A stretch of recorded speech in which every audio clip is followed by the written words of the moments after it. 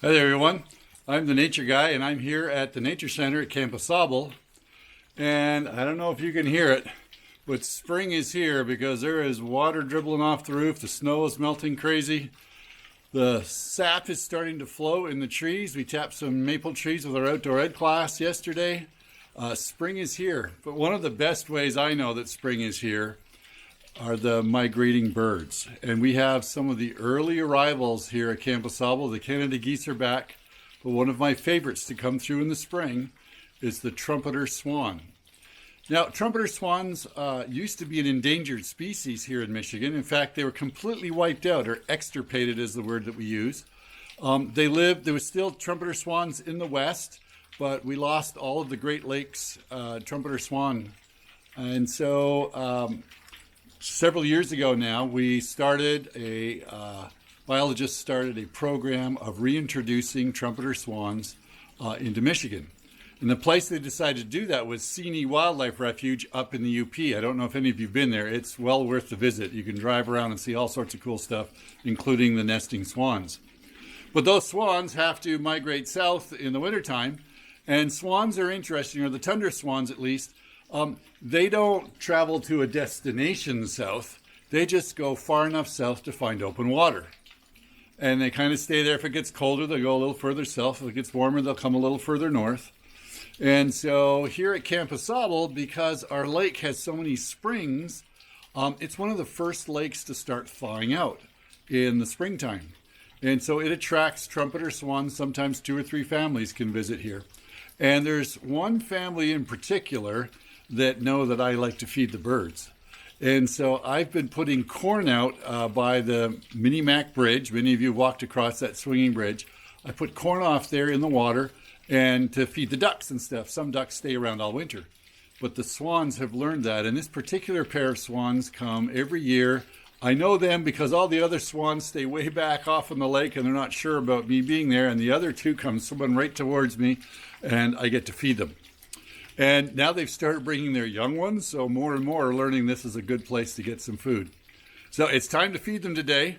Let's go see if we can get a good look at the trumpeter swans. So you see I've got my bucket of corn and we're going to head down to the Mini Mac Bridge. You can see that a lot of the snow is already melting.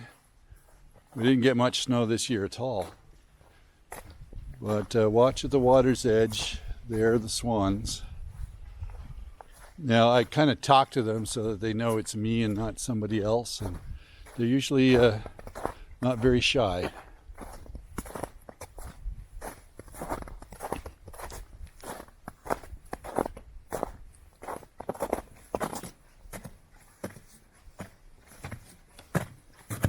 And there they are. Hi guys.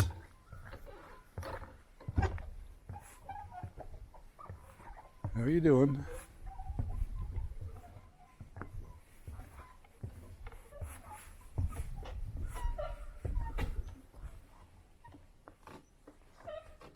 You want some corn?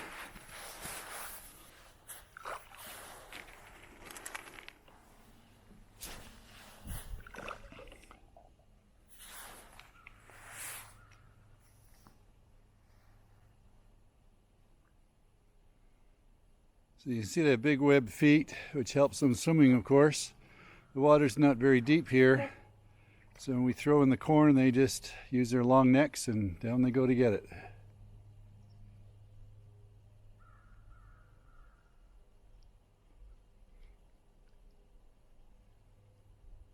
They're beautiful birds to have here at Camp Asable.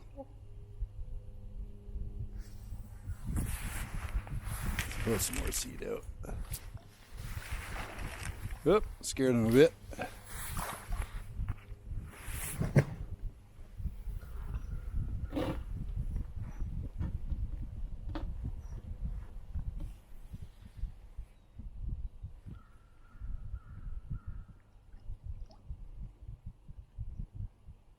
So they have little nerve endings on the edges of their bills that help them feel things so they can stick their neck underwater, even in muddy water. This is pretty clear, but they can find their food by probing around in the muck in the bottom.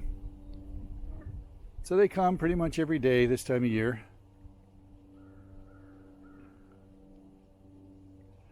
Now there's two other species of swans in Michigan. There's an introduced species called the mute swan. That's the one that has all the orange on their bill. And then in the spring and fall we have large flocks of tundra swans that come through. They have a little yellow speck on their bill, so you can tell them apart by the bill color. These guys are all black with just a little red sort of grin patch for their edge of their mouth.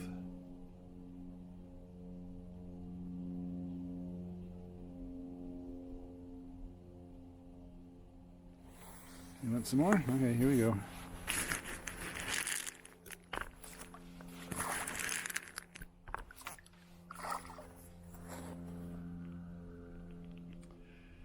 And whatever's left over will be food for the ducks. They're not as tame.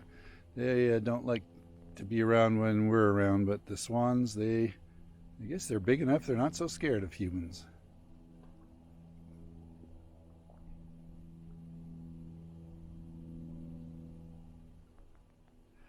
So these guys are working their way back to Seney Wildlife Refuge, and the trumpeter swan is no longer considered endangered.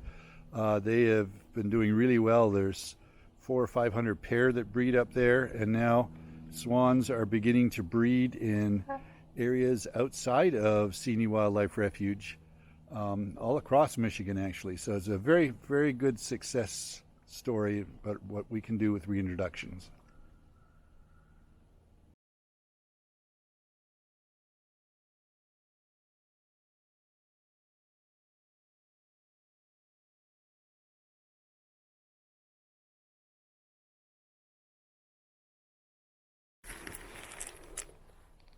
Give them a little more here.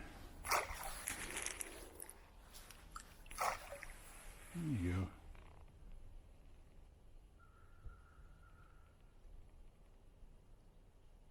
It's so neat to see them feeding underwater. So what's the lesson we can learn from this very successful reintroduction of the trumpeter swans back into Michigan?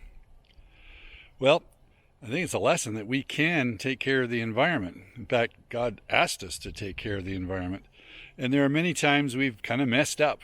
But with the right effort and the right planning, we can be somewhat successful in reintroducing species and getting things kind of put back the way it was. That reminds me of heaven, because that's going to be where everything gets put back the way it was. No more sin. And in heaven, it'll be like our original created earth. It's going to be incredible. I can't wait. That's it for this week. We'll see you next time. Bye.